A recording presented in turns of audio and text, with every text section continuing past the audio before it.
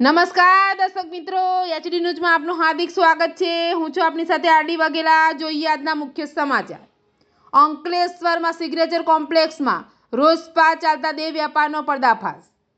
Ankleshwar Mahavir turning પાસે signature shopping સેન્ટરમાં આવેલ રોજ સ્પા પર એન્ટી હ્યુમન ટ્રાફિકિંગ યુનિટ દ્વારા રેડ પાડવામાં આવી હતી, જેમાં સ્પાની આડમાં ચાલતા દેહ વેપારનો પર્દાફાશ કરી સ્પાના મેનેજરની ધરપકડ કરી રોજ સ્પાની આડમાં દેહ વેપાર ચલાવનાર મહિલાને વોન્ટેડ જાહેર કરી વધુ તપાસ હાથ ધરી છે।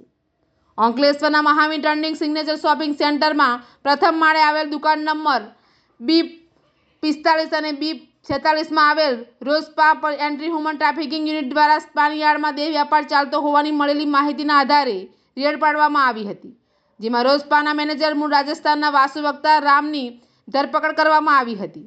રેડ દરમિયાન કાઉન્ટરમાંથી રોકડા ₹2,500, મસાજ કરનાર મહિલા પાસેથી ₹2,000 રોકડા અને એક મોબાઈલ મળી કુલ ₹11,500નો મુદ્દામાલ જપ્ત કરવામાં આવ્યો હતો।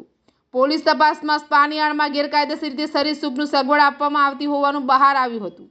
આ કેસમાં રોજ સ્પા મેનેજર મૂળ રાજસ્થાનના રહીશ એવા વાસુ વક્તા રામ સામે ઇમોરલ ટ્રાફિક પ્રિવેન્શન એક્ટની કલમો હેઠળ ગુનો દાખલ કરવામાં આવ્યો છે, જ્યારે સ્પાની માલિક હોવાનું પણ બહાર આવ્યું એક મહિલા હાલ ફરાર હોવાનું જાણવા મળ્યું છે।